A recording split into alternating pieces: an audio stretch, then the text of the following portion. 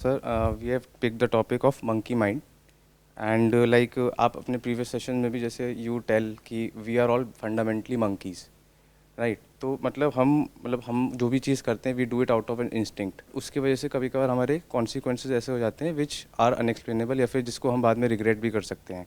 तो कैसे हम अपने माइंड को उस तरह से चैनलाइज कर पाएँ ताकि हमारे वो एफर्ट्स जो भी हमारे एक्शन है they have some constructive output instead of like something like जो हम ना चाहें. मैं ऐसे एग्जाम्पल देख के ऐसे बोल रही हूँ कि जैसे हम अभी कुछ भी कर रहे हैं और जैसे हम एक्सरसाइज कर रहे हैं और हम मेरे साथ ऐसा होता है कि मुझे अब नेक्स्ट ये करना है, नेक्स्ट वो करना है, तो वो ठीक है कि नहीं है, क्योंकि मुझे लगता है उस वजह से क्या होता है कि मैं उस सिचुएशन को 100% शायद नहीं दे पाती हूँ, उसको इन्जॉय नहीं कर पाती हूँ.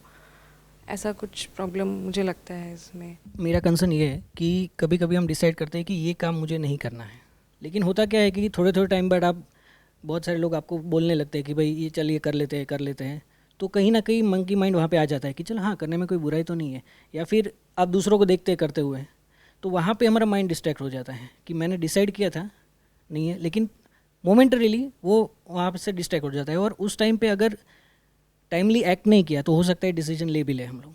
तो ऐसे कोई कॉन्सिक्वेंस जो हमारे लिए सही नहीं है, हम फिक्स हैं उस पर, लेकिन बिकॉज ऑफ एक्सटर्नल इन्फ्लुएंस उसको कैसे कंट्रोल करें. ये जो टॉपिक है मंकी माइंड, इससे पहले आपने मेरा वाला जो सेशन देखा है आपने, जिसमें मैंने मंकी के बारे में बात करी कि फंडामेंटली हमारी जो पर्सनालिटी है, पर्सनालिटी वाला एक सेशन है, brain storming session. At a most fundamental level अगर आप देखेंगे तो वी आर ऑल मंकीज. अगर इस बात को हम एक्सेप्ट कर पा रहे हैं और गहराई से समझ पा रहे हैं तो हमारी खुद से बहुत ज़्यादा एक्सपेक्टेशन नहीं होगी, उतनी ही होगी जितनी एक्चुअल में होनी चाहिए. हमारे में और बंदरों में क्या फ़र्क है कि हमारे पास में थॉट है, थॉट उनके पास भी है बट बहुत ही रूडिमेंट्री लेवल पर है. जैसे अगर जंगल में शेर आता है या कोई ऐसा जानवर आता है जिससे कि उनको खतरा है, तो उनकी अपनी एक लैंग्वेज है जिससे वो आपस में कम्युनिकेट करते हैं और एक दूसरे को अलर्ट करते हैं. तो आपस में बात करते हैं, कम्युनिकेशन है. तो ये नहीं कह सकते कि वो सोचते ही नहीं है, लेकिन बहुत ही बेसिक लेवल पे सोचते हैं. प्लेजर और पेन से रिलेटेड ही उनका दिमाग चलता है कि इसमें पेन होगा तो इसको अवॉइड करो, इसमें प्लेजर है तो इसको सीख करो. यहीं तक बंदरों का दिमाग चलता है. तो हमारा भी तो ऐसे ही चलता है. क्या हमारी पूरी लाइफ को अगर आप दैन से ऑब्जर्व करोगे, is it not centred around this phenomena of pleasure and pain? सुबह से रात तक आप जो भी कुछ करते हो, that is for what? That is for pleasure and pen.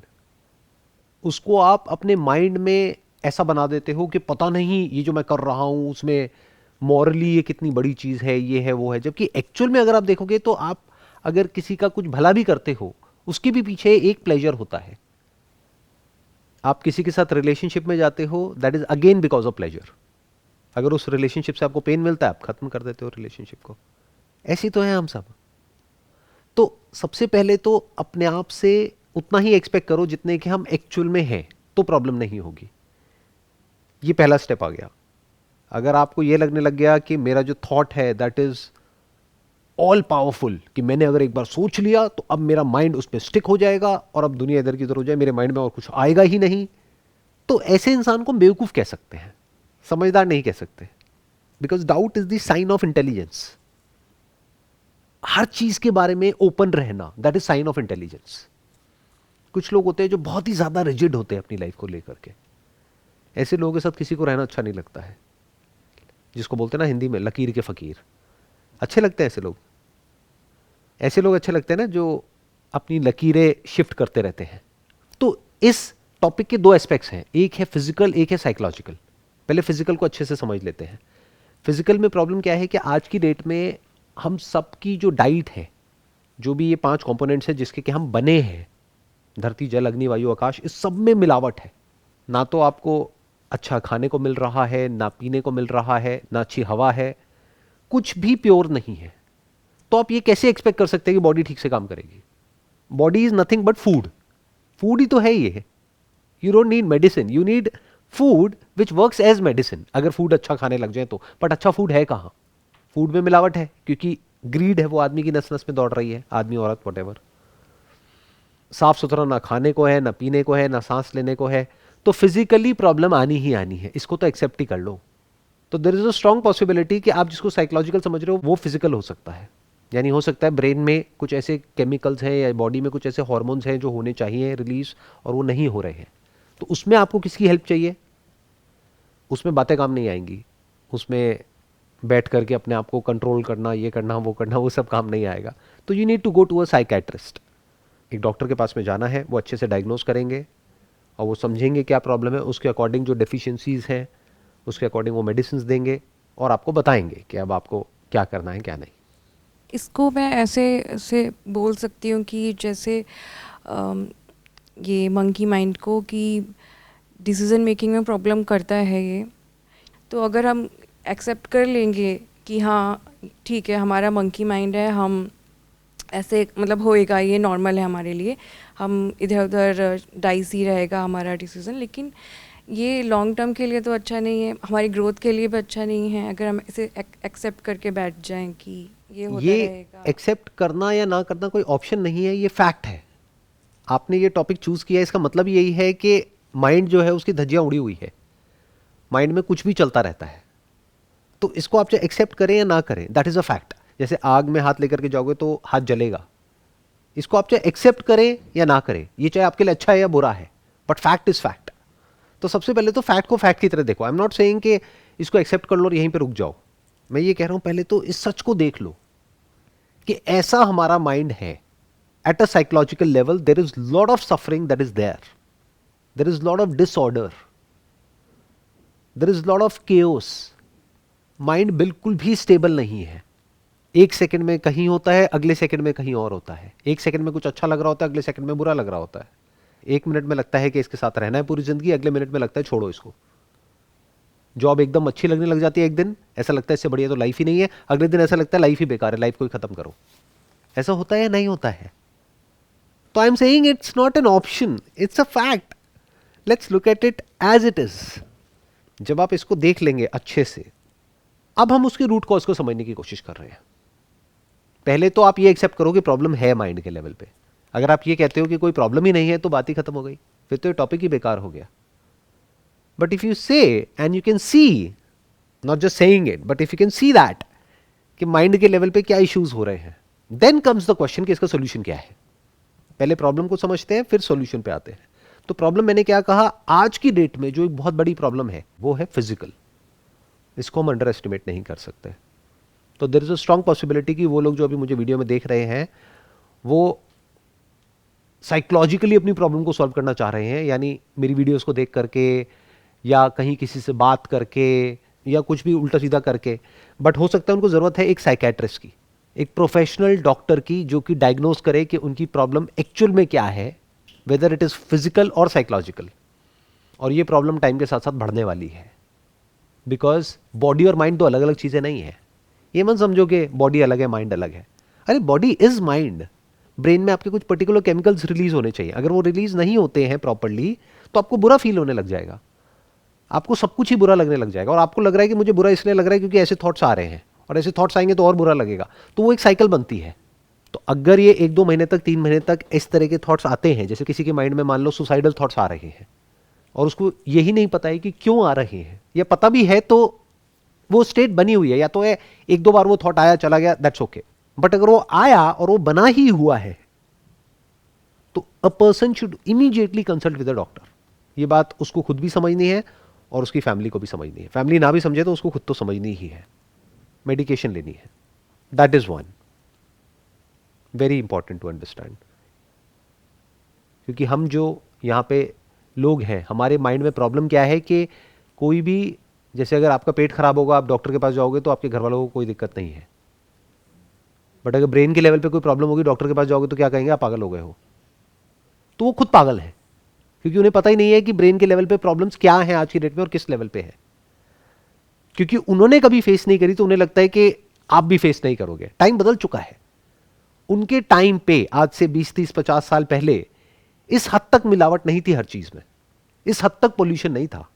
Delhi जहां पर अभी हम बैठे हैं, that is one of the most polluted cities in the world. दिन की डायरेक्टली या इनडायरेक्टली हम 20-30 सिगरेट पी रहे हैं। क्या सब कुछ ठीक रहेगा? बिल्कुल ऐसा है कि अगर आपके हाथ पे कुछ गर्म लगाएंगे तो जलेगा ना, जलेगा तो वहां पे निशान पड़ेगा ना, दर्द होगा ना, जलन होगी ना। अब आपको लग रहा है नहीं नहीं ये साइकोलॉजिकल है, मैं माइंड से इसको कंट्रोल कर लूंगा। अरे वो माइंड से कंट्रोल करने वाली चीज नहीं है, वो फिजिकल है। उसके लिए दवाई की ज़रूरत है, आपको एक पेन किलर की ज़रूरत है और उस पर कुछ मेडिकेशन लगाने की ज़रूरत है, तब वो ठीक होगा। अब आते हैं दूसरे एस्पेक्ट पे, विच इज़ साइकोलॉजिकल। पहले तो सबसे पहले मैं आप तीनों से पूछना चाहूँगा, क्या कोई प्रॉब्लम है साइकोलॉजिकली? क्या माइंड स्टेबल रहता है, एक जगह पे टिका रहता है? सो माइंड डेफिनेटली स्टेबल तो नहीं रहता है, मतलब बिकॉज बाय नेचर माइंड ऐसा है कि it has to move from one state to another. Like उसमें कुछ ना कुछ थॉट्स कंटिन्यूसली आते रहते हैं, मतलब हमारे अंदर थॉट्स ऐसे आते रहते हैं जो जिस टाइम पे नहीं आने चाहिए। लाइक जैसे हम कोई ऑफिस का अपना कुछ काम कर रहे हैं, हम एक फोकस करके उसको करना चाह रहे हैं, बट समवेयर कुछ अलग थॉट ऐसा आ गया जिससे वो हमारा काम इम्पैक्ट हो गया। मतलब डे टू डे रूटीन है, मतलब अगर वो इम्पैक्ट हो रहा है तो वो चीज़ हमारी ना हो पाए, तो उसके लिए हम मतलब क्या कर सकते ये तो बेसिकली क्या हो गया कि हम एक काम कर रहे हैं, बार बार हमारे माइंड में कोई थॉट आ रहा है, वो भी थॉट तब आता है जब कोई प्रॉब्लम चल रही है लाइफ में। फॉर एग्जांपल हेल्थ से रिलेटेड प्रॉब्लम है तब थॉट्स आते हैं, घर में लड़ाई झगड़ा हो गया तब ऐसे थॉट्स आते हैं, कोई एक्चुअल में फाइनेंशियल प्रॉब्लम है तब थॉट्स आते हैं। जब कुछ नहीं हो रहा होता है तो हम अपने कंफर्ट जोन में होते हैं, नॉर्मल अपना काम चल रहा होता है।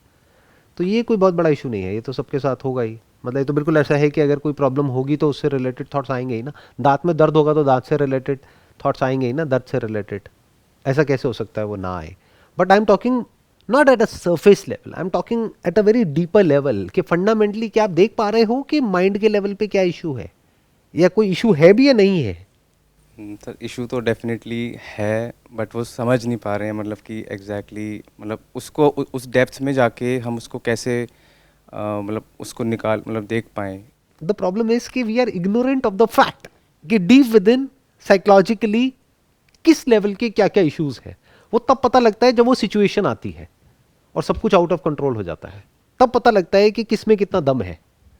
उस वक्त जब वो टाइम आता है, जब सब कुछ ठीक चल रहा होता है, तब कोई दिक्कत नहीं है। आप बताइए, आपके क्या थॉट्स हैं इसके बारे में? मेरे साथ होता है कि कभी कभी मुझे पता नहीं बहुत अच्छा लगता है कि कॉन्फिडेंस सब रहता है, एकदम से सेल्फ डाउट हो जाता है कि मैं जो कर रही हूँ वो सही है कि नहीं।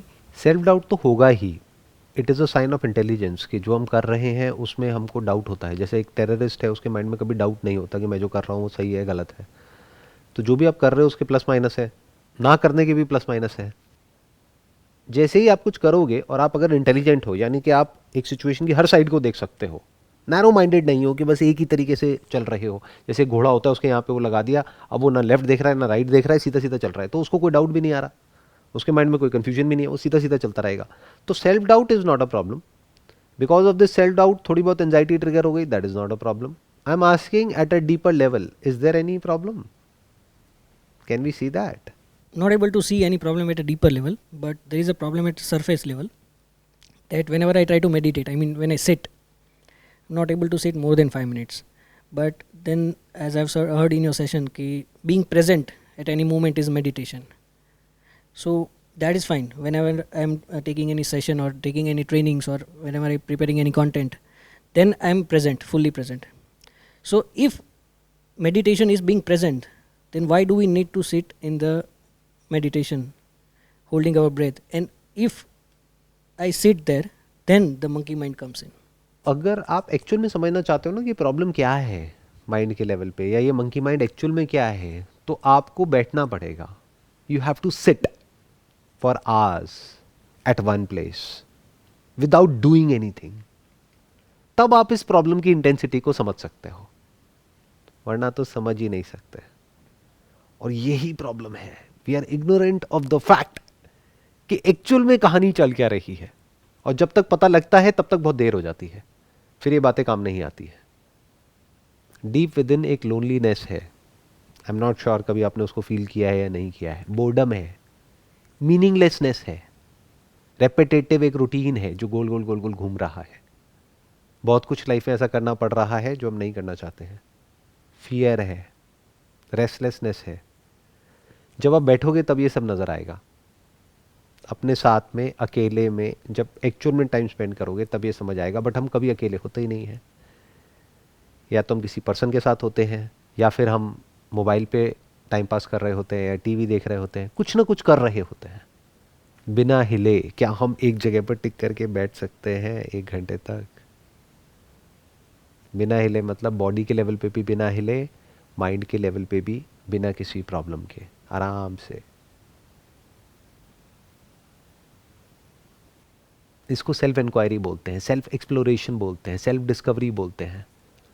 इसके लिए आपको कहीं जाने की ज़रूरत नहीं है। घर में ही अगर आप थोड़ी देर के लिए बैठना शुरू करते हैं, don't follow a technique because that will make you dumb, that will make you like a robot, कि एक प्रैक्टिस किसी ने दे दी है, उस प्रैक्टिस को हम रिपीट कर रहे हैं। उसमें और फिर जो हम काम कर रहे हैं उसमें कोई फ़र्क नहीं है।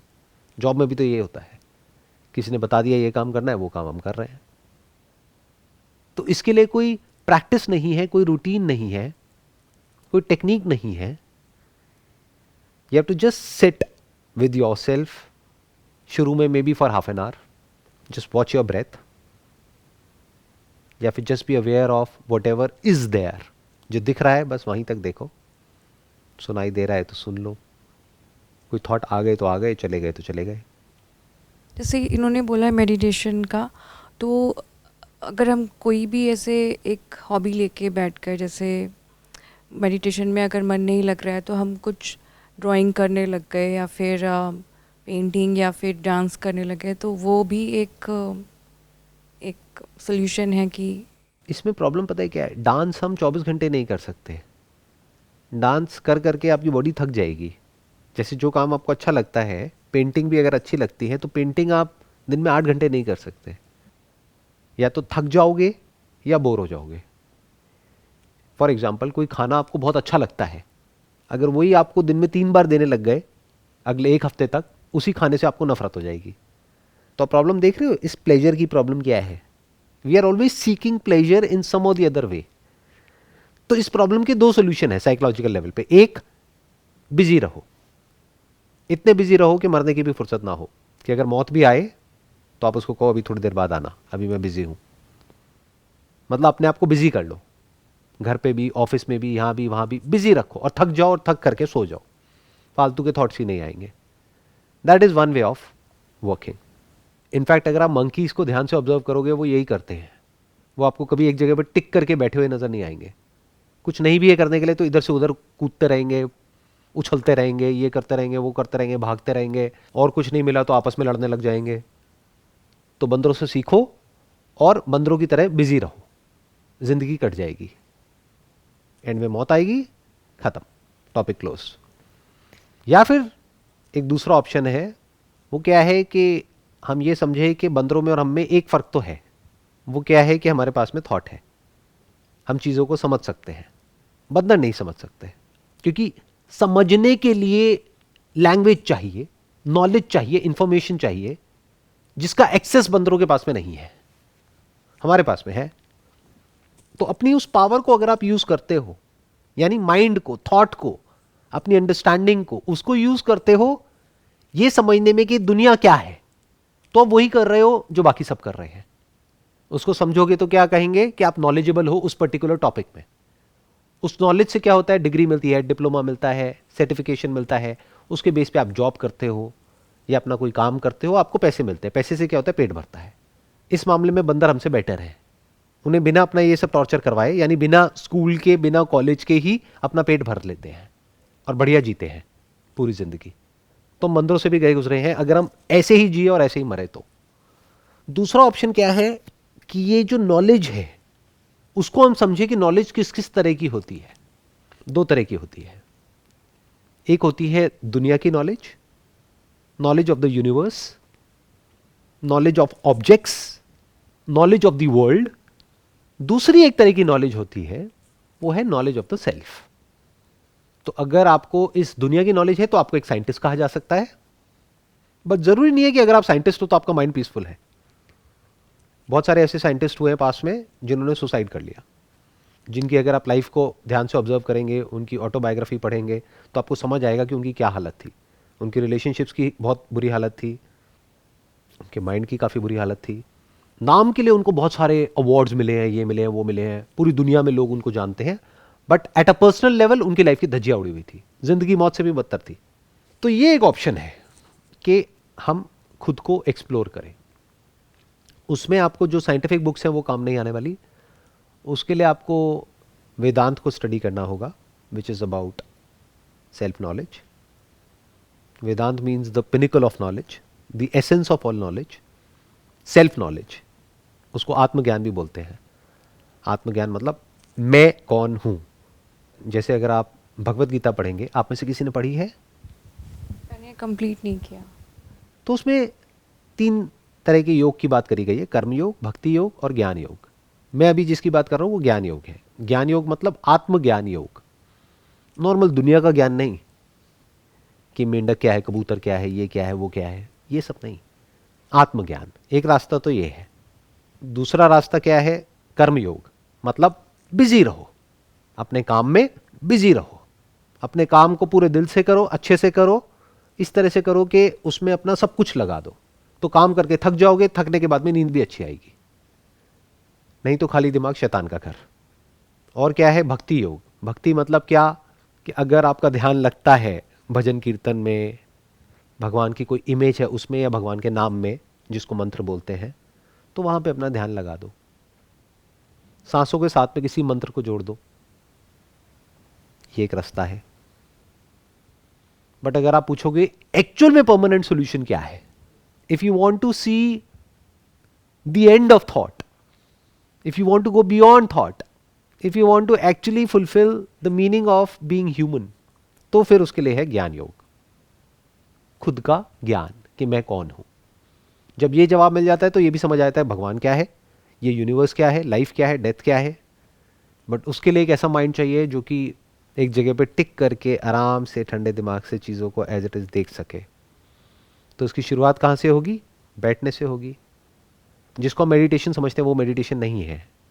मेडिटेशन एक्चुअल में क्या है, अगर आप किसी ज़ेन मंक के पास में जाएंगे तो वो सीधा आपसे ये पूछेंगे for how long can you sit, ये नहीं कि for how long can you meditate, because it does not make any sense. मतलब टिक करके आप एक जगह पर कितनी देर तक बैठ सकते हो, तो आप कहोगे 5 मिनट, वो कहेंगे ठीक है अभी 2-3 साल लगेंगे। जब आप कहोगे कि हाँ मैं टिक करके एक जगह पर 4 घंटे बैठ सकता हूँ, 8 घंटे बैठ सकता हूँ, तो फिर आप तैयार हो इस चीज़ को समझने के लिए कि लाइफ एक्चुअल में क्या है। जैसे टिक के बैठने की बात है, तो जैसे मैं कभी बैठ रही हूँ ऐसे, कभी कभी ऐसे कुछ भी नहीं सोचना है, सिर्फ ऐसे ही बैठना और ऑब्ज़र्व करना इधर उधर क्या हो रहा है। तो उसके बाद ऐसे लगने लगता है कि हाँ ठीक है, अच्छा तो लग रहा है, लेकिन मेरे साथ ऐसा होता है कि मुझे लगने लगता है कि ये टाइम वेस्ट तो नहीं हो रहा है, कि अब मुझे यही अच्छा लग रहा है तो फिर मैं अपने नहीं, अगर आपको बैठना अच्छा लग रहा है तो हम एक्चुअल में नहीं बैठ रहे हैं, एक्चुअल में बैठ करके ऑब्जर्व नहीं कर रहे हैं, हम बस बैठ गए हैं। जैसे एक तो है कि आप आलसी होकर के कहीं पर बैठ गए हो, मैं उसकी बात नहीं कर रहा हूं। मैं क्या कह रहा हूं, पूरी तरह से जागे हुए हो। तो जब आप जागोगे तब आपको दिखेगा कि अंदर कितना कचरा है माइंड के लेवल पे। ये जो मंकी माइंड है इसका एक्चुअल में मतलब क्या है, माइंड कैसे हॉप करता है एक जगह से दूसरी जगह पर, और इतनी तेजी से करता है कि हमें पता भी नहीं लगता कि कहां से शुरू हुए थे कहां पहुंच गए। कितना भी कुछ भी मिल जाए सेटिस्फैक्शन मिलता ही नहीं है। सेटिस्फैक्शन की बातें होती है, हैप्पीनेस की बातें होती है, वो तो कहीं एक्चुअल में है ही नहीं। खुश होने के लिए तो कोशिश करनी पड़ती है। बिना कोशिश के खुश कैसे होते हैं, बिना एफर्ट के खुश कैसे होते हैं। ये प्रेजेंट मोमेंट एक्चुअल में क्या है हमें नहीं पता है। तो it's not a waste of time if we do it to actually understand कि मैं कौन हूं। अगर आप अपने आप से क्वेश्चन पूछते हो हु एम आई, अब आप बैठते हो, अब अच्छा नहीं लगेगा, बहुत बुरा लगेगा। आप कहोगे ये क्या हो रहा है, ये जो मेरे अंदर इतना नॉन स्टॉप चैटरिंग चलती रहती है, क्या मैं वो हूं, क्या मैं ये बॉडी हूं जो पूरी तरह से एंटैंगल्ड है लाइफ और डेथ के साइकिल में, जहां कुछ करते हैं तब भी फंसते हैं, नहीं करते हैं तब भी फंसते हैं। लाइफ के ऐसे से सच नजर आएंगे कि अंदर तक इंसान हिल जाएगा। फिर जाकर के धीरे धीरे जो चीज जैसी होगी वैसे हम देखते चले जाएंगे, देखते चले जाएंगे, बिना उस पर लेबल लगाए कि ये अच्छा है या बुरा है। जो जैसा है सो है। फिर हम सच और झूठ के बीच का जो फर्क है उसको समझ पाएंगे। अभी हम झूठ में जी रहे हैं और झूठ का कोई अंत नहीं है, तो हमारे सारे थॉट्स झूठ पर बेस्ड है। तो जब झूठ का कोई एंड नहीं है, इस सच को देख पा रहे हो जो बात मैंने बोली, झूठ का कोई एंड होता है, झूठ की कोई लिमिट होती है, झूठ कहां तक जा सकता है। झूठ इमेजिनेशन पे टिका है, तो इमेजिनेशन की कोई लिमिट है, कहां तक सोच सकते हो। हम ऐसी तो जी रहे हैं। यहां पर ये जगह देख रहे हो, ये जो मेरा हाथ है यहां पर ना सक्सेस है, ये सच है झूठ है, झूठ है ना, बट हम ऐसे ही जी रहे हैं। हवा में कहीं पर सक्सेस नाम की कोई चीज है जो हम सबके दिमाग में बैठी हुई है और उसके पीछे पागल है। तो झूठ में जी रहे हैं हम। ये देखो खुशी, ये रही, ये रही, ये रही, यहां आओगे ना तो खुशी मिलेगी। है कोई खुशी यहां पर? सक्सेस है, हैप्पीनेस है, सेटिस्फैक्शन है, कंटेंटमेंट है लाइफ में कहीं भी? तो हम झूठ में जी रहे हैं। तो झूठ का कोई अंत नहीं है। तो जब झूठ का अंत नहीं है तो ये जो माइंड है, थॉट्स हैं, इसका कोई अंत नहीं है। कुछ भी आ सकता है आपके माइंड में, उसमें जाके किसी भी हद तक आप एंटैंगल्ड हो सकते हो। लेकिन सच जो होता है वहां पर इमेजिनेशन के लिए कोई जगह नहीं होती है। जैसे सोफा है, अब इसमें क्या इमेजिन करोगे, क्या बोलोगे, क्या करोगे? एंड हो गया ना। This is the end of thought. अब आप एक्चुअल में थॉट से फ्री हो। अब इस मंकी माइंड से आप फ्री हो। नहीं तो कोई भी एक्सरसाइज कर लो, चाहे माइंड के लेवल पे चाहे फिजिकली, कहीं भी चले जाओ, कुछ भी कर लो, इससे नहीं बच पाओगे। I hope that sums up the entire conversation या डिस्कशन जो भी हमने आज इस ब्रेनस्टॉर्मिंग सेशन में करी। Wish you all the very best. It was pleasure meeting you and pleasure talking to you.